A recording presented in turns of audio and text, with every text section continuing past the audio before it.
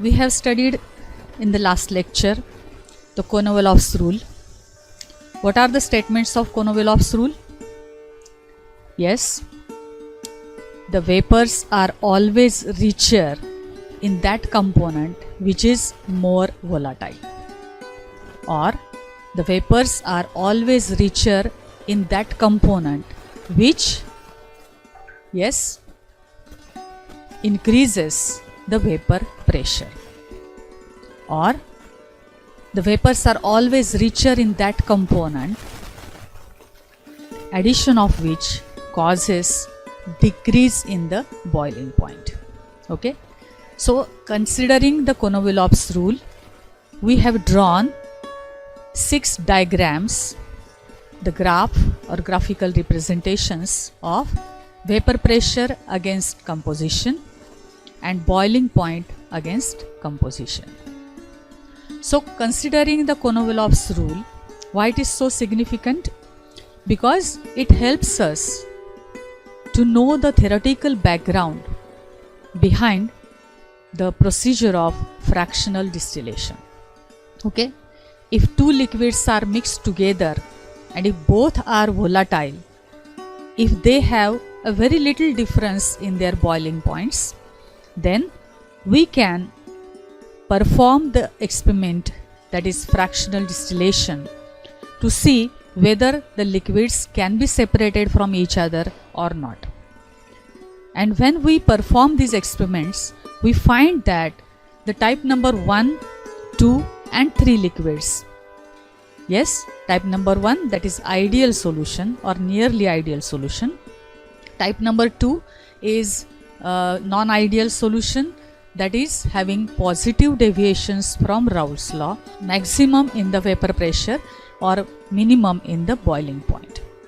That is type number 2. And type number 3 is non-ideal solution showing negative deviations from Raoult's law, that is minimum vapor pressure and maximum boiling point. So considering these diagrams, we have seen how the fractional distillation of these 3 different types, when it is performed, shows different observations. When we perform this experiment for separation of 2 or more liquids from their mixtures, there are 2 terms we have introduced. One is residue and one is distillate. Whatever that gets after the distillation process is called distillate. Whatever remains, RE, remains, is residue, RE, residue. Okay, it is very easy to understand as well as to remember. So these 2 terms we have introduced last time. This is the experimental setup of simple distillation. Okay, this we are going to perform when we are going to separate 2 liquids which have 60 to 70 degrees of difference in their boiling points. Okay, this is simple distillation. If we attach the fractionating column into this particular assembly, we can have the fractional distillation. Okay, so fractionating column is the most important part of this fractional distillation assembly. What we have seen, this is the experimental setup of fractional distillation. Here we can see the fractionating column is there, which allows, or we can say permits, certain hurdles into the distillation process, evaporation and condensation. So several times in the same column, the process of evaporation and condensation is repeated in the same column, and therefore the fractional distillation allows us the separation of the 2 liquids which have a very little difference in their boiling points. Okay, so this is the experimental setup. Fractional distillation of type number 1 liquid, it is can be explained like this.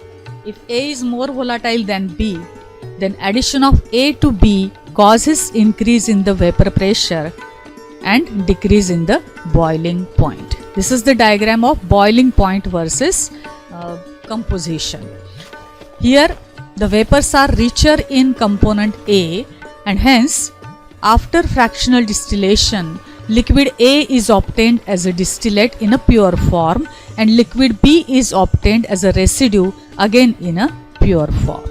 Okay, this is the type number 2, the fractional distillation. If it is carried out, if we see that the observations are different to the left of the point C and to the right side of the point C.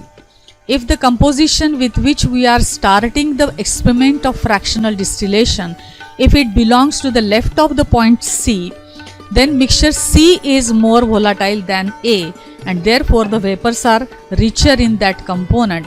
So addition of B to A is causing the increase in the vapor pressure and decrease in the boiling point. According to Konovalev's rule, the vapors are richer in B, so we get mixture C as a distillate and liquid A as a residue.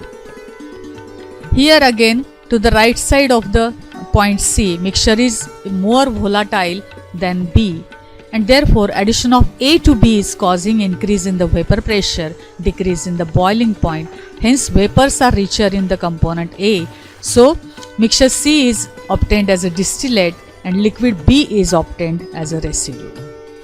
If the type number 3 liquid is there, liquid A is obtained as distillate and mixture C is obtained as residue when the composition of the liquid mixture is belonging to the left side of the point C.